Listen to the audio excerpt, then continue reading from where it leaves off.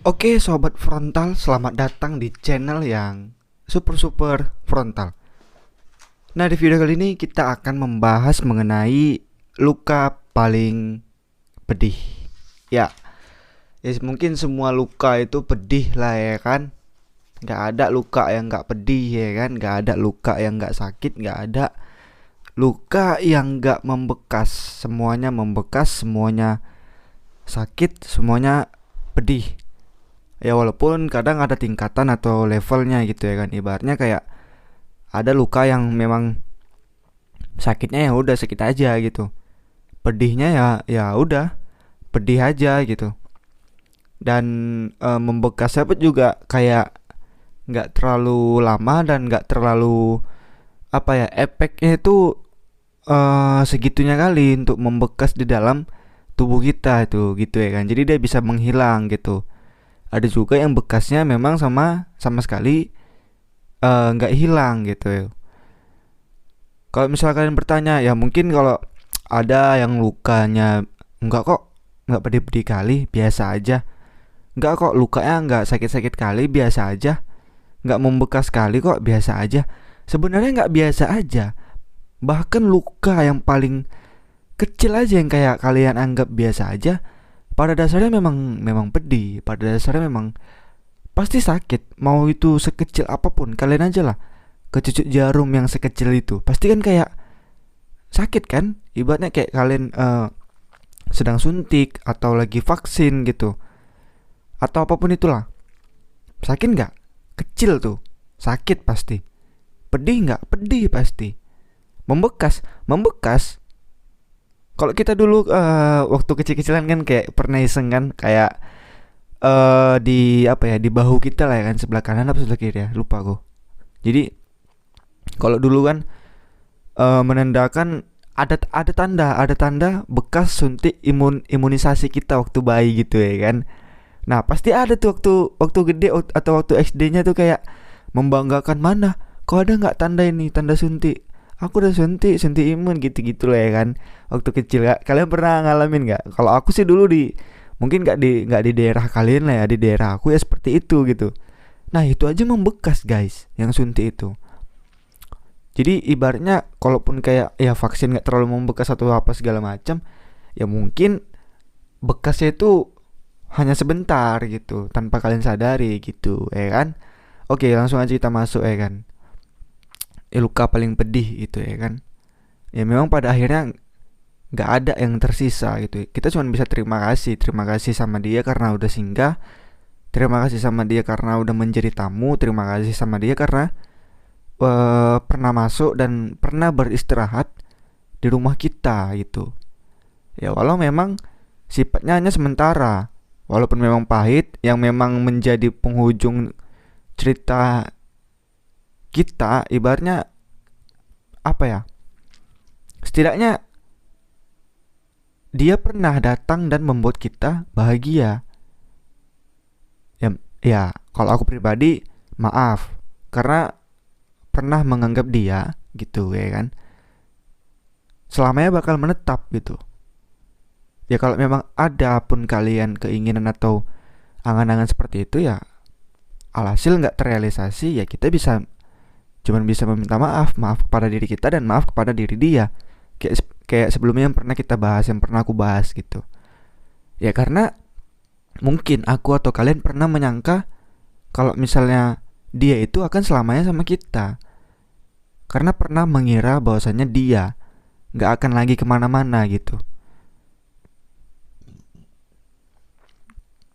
Ya seharusnya kita nggak terlalu terburu-buru lah untuk meletakkan perasaan kita pada waktu itu ya, sampai tahu apa maksud dari hadirnya dia gitu. Ya sehingga kita hanya perlu membuka pintu, bukan membuka hati. Sehingga gitu kita mampu mengikhlaskan dia. Artinya ya, dari yang aku bilang tadi kayak kita hanya perlu membuka pintu, bukan membuka hati. Artinya ya kita mampu mengikhlaskan dia ketika nanti suatu saat dia bakal milih pergi. Pasti kita ikhlas, pasti kita mampu. Kenapa? Karena memang kita hanya membuka pintu, bukan membuka hati. Mungkin gini ya, membuka pintu itu ibaratnya, kalau kalian bertanya kan ya, mungkin sama lah ya, perihal buka pintu kan kayak buka hati gitu, buka perasaan. Sebenarnya gini kawan-kawan, kalau dari gambar apa ya, gambar ruang lingkup gitu lebarnya ya, dalam kehidupan kita sehari-hari, ibaratnya kalian punya rumah kan gitu. Pasti di rumah kalian itu nggak langsung pintu menuju ke rumah kalian kan, pasti kan ada pagar gitu. Pasti ada pagar di depannya, apapun itulah, entah pagar, entah eh tembok yang dari pohon-pohon, atau memang tembok beton, atau ya apapun itulah. Jadi kita ambil contoh di rumah yang memiliki pagar gitu aja ya. Nah, kalian hanya membukakan pagarnya saja. Jadi ketika dia memang pun masuk ke dalam, ya dia nggak terlalu dalam-dalam kali masuknya gitu loh. Ibaratnya nggak terlalu bagian dari rumah itu gitu loh. Karena memang dia hanya tamu sesaat. Alhasil kita memang nggak terlalu mengharapkan, dan kita memang nggak terlalu menyakitkan nanti ke depannya kalau memang dia memilih untuk pergi. Tapi kalau memang kita udah buka hati, itu dia ya, kayak kita udah buka pagar, tapi kita buka pintu lagi, ayo silakan masuk. Ya, namanya orang disuruh silakan masuk. Padahal dia cuma pengen duduk-duduk di depan, duduk-duduk di, begitu masuk pagar kan ada teras gitu ya, atau kayak bangku-bangku di depan lah gitu kan ada tuh yang diletak-letak di depan rumah gitu ya kan. Dia padahal cuma pengen duduk-duduk di situ aja, ngobrol udah gitu. Habis itu cabut. Tapi kita berharapnya lebih, kita pengennya dia masuk di dalam gitu, untuk waktu yang lebih lama lagi gitu. Jadi ya udah, maka dari itu ketika memang nanti dia memilih untuk pergi, ya aku rasa sih kita ya mampu-mampu aja untuk mengikhlaskan dia gitu. Ketahuilah kan kawan semuanya, ketahuilah ini, sampai hari ini dia masih luka yang paling pedih mungkin ya. Mungkin aku nggak bisa membilangkan bahwasanya kalian saat ini merasakan hal yang sangat-sangat pedih dengan orang yang sebelumnya gitu. Jadi aku di sini bukan berarti sok tahu kok. Atau kalaupun memang kalian memang betul-betul lagi nggak di posisi yang enak, ibaratnya kan kayak oke lah kalian enceng dengan yang sebelumnya. Kan ada orang yang memulai dengan hidup baru sama orang baru gitu ya kan. Ketika dia mendengarkan ini, ya dia kayak nggak merasa yang nggak kok. Oke, aku sebelumnya seperti itu, tapi sekarang aku udah enggak, aku udah ada orang baru. Oke. Nah, buat kalian juga yang nggak nemu orang baru, tapi nggak terlalu kayak merasakan yang pedih-pedih kali gitu kan. Ibaratnya kan kayak nggak juga, kok sok tahu gitu ya. Aku mohon maaf gitu ya kan. Maksud aku, ya walaupun andai sampai hari ini kan gitu, mana tahu ada orang di antara kalian yang memang sampai hari ini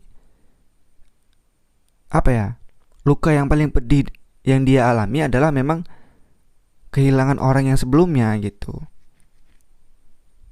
Ya, kenapa bisa gue bilang kayak gitu? Ya, alasannya kenapa dia nggak sampai detik ini mungkin belum mampu untuk membuka lagi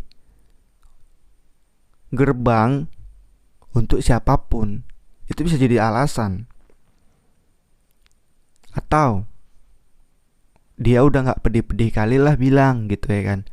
Enggak kok, aku gak mau buka gerbang lagi, bukan karena terlalu pedih, ya karena memang udah capek aja gitu. Nah, secara gak langsung kita mengegokan itu, padahal ya kita memang masih membekas akan hal itu. Maka ketika orang berargumen seperti itu, terus kalian kayak seakan-akan enggak, kok sok tahu, aku sama yang lalu-lalu udah move on loh, sama yang sebelumnya gak pedih-pedih kali loh. Nah, ketika ada orang bertanya kenapa nggak memulai dengan orang baru, ya ngapain, capek, males. Nah, secara nggak langsung pasti alasan terkuatnya adalah karena kalian masih membekas. Kenapa bisa membekas? Luka yang nggak sakit aja bisa membekas, apalagi luka yang terlalu sakit atau terlalu pedih, pasti membekas gitu. Ya tetap apapun itu semuanya, intinya aku ingin membilangkan ke kawan-kawan semuanya, tersenyumlah. Biar sakitnya kita itu menjadi bahagia untuk dia gitu. Gak apa-apa, kita ikhlaskan aja semuanya, kita anggap aja seperti itu ya. Sakitnya kita nih itu ya udahlah sebagian dari bahagianya dia. Kenapa aku bilang kayak gitu ya, karena biar nggak ngebebani ke kita kali gitu loh. Jadi di balik sakitnya kita mampu berpikir untuk inilah bahagianya dia. Kita masih mampu untuk itu. Kita nggak ego. Nah, ketika kita berhasil mengendalikan itu, kalau dari aku pribadi, kedepannya pasti bakal tenang, santai, enjoy. Maka kita juga nggak gegabah, kita juga nggak terlalu emosional gitu. Oke, kawan-kawannya paham ya. Jadi ya dia nggak pernah, maksudnya kalaupun nanti seandainya dia nggak akan pernah pergi, dia hanya kembali ke tempat dimana seharusnya hati dia pulang. Paham? Dia nggak akan pernah pergi. Dia hanya kembali ke tempat dimana seharusnya hati dia pulang. Jadi di sini kalau dari bahasa yang agak mudah aku bilang sama kalian, sebenarnya dia nggak pergi dari hidup kalian gitu. Sebenarnya dia nggak ada kata-kata pamit dari hidup kalian. Dia nggak pergi, cuman memang ya dia kembali aja ke tempat yang semana seharusnya dia pulang, semana seharusnya hati dia berlabuh gitu. Ibaratnya kayak ya itu tadi, rumah gitu. Ya namanya dia juga berkunjung ke rumah kalian, walaupun cuma masuk pagar gitu, nggak masuk ke dalam rumah. Dia nggak pergi itu loh. Ya dia kan pasti bakal kembali ke rumahnya gitu. Dia pasti bakal pulang. Dia juga ada rumah, mungkin rumah untuk hati dia pulang gitu. Jadi dia nggak pergi ya kawan-kawannya, ibaratnya kayak tetangga lah gitu kan. Ya kan, tetangga kalian ngobrol nih maghrib, udah maghrib kan memang waktunya pulang. Bukan berarti dia pergi ya, karena memang udah waktunya dia pulang gitu. Jadi bisa ditangkap ya kawan-kawan ya. Oke, mungkin segini aja lah pembahasan kita kali ini. Buat kalian semua yang sampai saat ini mungkin ada yang mendengarkan, ya terima kasih banyak. Sekali lagi mohon supportnya kawan-kawan. Semoga channel ini bisa berkembang dan semakin berkembang. Amin. Oke, see you di next video.